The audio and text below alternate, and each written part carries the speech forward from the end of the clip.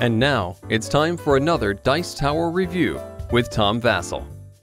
People always tell me that I'm always reviewing new stuff, so what we're going to do today is we're going to take a look at an older game, a game that's been out for quite a few years.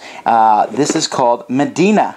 Medina, I like to call it a box of wood, because that's basically what the game is. When you open up Medina, you get these giant bags that are full of wooden pieces, and that is the game.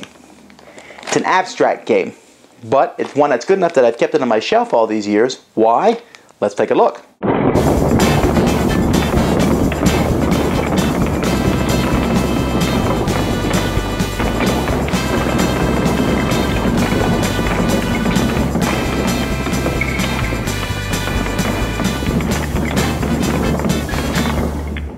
At the beginning of the game, players are going to get a shield that they'll put in front of them to show their palace, and they're going to take a bunch of pieces, depending on the number of players, whether there's 3 or 4. They're going to get palace pieces in 4 different colors: black, gray, brown, and orange. They're going to get wall pieces, and they're going to get stables, and then they're going to get little people. Now, the game is very simple. You're going to start with a big board like this, and on your turn, you place 2 wooden pieces. That's it. 2 wooden pieces, and then it's the next person's turn. But it's how you place them that matters. For example, if I place a black palace piece here, any other black palace pieces must be adjacent to the black palace pieces already on the board. They can form a square like this, they can, jut out, be in a long line like this. It doesn't matter. However, this is an incomplete palace. If I decide to take one of these pieces of my color and claim this, nobody else can add black pieces to this. In fact, if another black piece is played, it needs to be started somewhere else. And I can't claim any more black palaces. Although someone else could, and they can even claim one that's just one. So it's kind of a game of chicken, because you're building these palaces bigger, and you'll say, oh, but I don't want to put my piece on it yet, because it could get bigger. And then you can also add stables. Stables are a little bit wild. They can just be placed next to palaces, as long as there's a spot for them. Walls are placed next to towers. There's a tower in each corner of the board, and you can build out from the wall, but you have to leave a space somewhere in here for a gate on each side. And walls will add points next to palaces that they touch. And then there's the people, which is the market. The first one goes anywhere.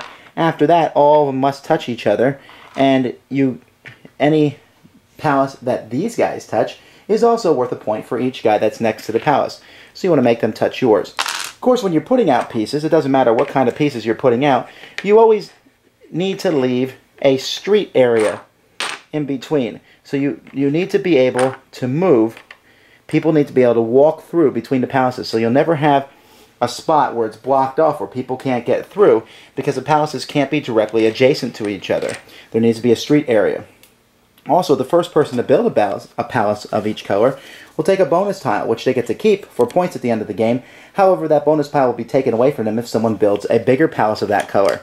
And if you build a walls connecting to one of the 4 corner tiles, you'll take that bonus tile too. But if someone else builds a palace, I'm sorry, not the wall, but if someone puts a palace next to the wall coming from one of these, they'll take one of these. And then if someone else builds another palace, they'll take it back and forth. So it's basically a quick game of placing pieces. Eventually you'll have no more pieces that you'll place, because either you run out or you simply can't play anymore. It's just impossible. Like, for example, you have orange palaces, and there's no more incomplete orange palaces on the board. All 4 are completed, then these pieces can no longer be played.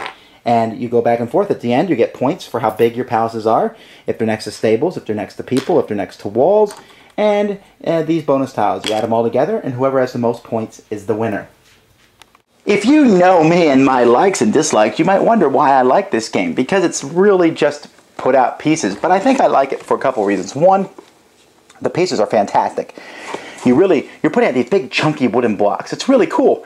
And a board looks really neat when it's finished, all those palace pieces laid out there. But 2, because I don't look at it for a theme at all. I look at it as a completely abstract game. You're placing pieces out there. The building aspect makes sense. Having the streets between the palaces makes sense. Building the walls, it all works together. But it's still an abstract game. But it's so simple. Put out 2 pieces, you put out 2 pieces, and we go around and around and around. And there's a lot of aspects of that I like. In fact, I would say this is almost a cousin of Through the Desert, in which you put out 2 camels on your turn. Nothing is exactly your color. You can take control of things. The game kind of grinds to a halt near the end, but there's that very in the middle. It's really tense because of the whole push your luck aspect. I want to make this palace bigger, but if I do, he's going to take it. And so at the same time, I want to get the best location, because as the game progresses, the spots are filled up quickly. The market grows. The walls are not where you want them to be. The palaces are blocking you from expanding that palace you wanted to make bigger. So I like it. It's hard to explain why, but I think it's just simple, and it feels like there's a great deal of strategy, and it has that whole push your luck element, which is not very often in an abstract game. So that's Medina. I believe, as far as you can tell, it's out of print right now, but if you ever run across a copy, this would be certainly one to check out and try. Thanks for joining us today. For more written, audio, and video reviews, as well as the #1 board game podcast, check out the website at www.thedicetower.com. Until then, this is Eric Summerer, and you've been watching The Dice Tower. Yeah.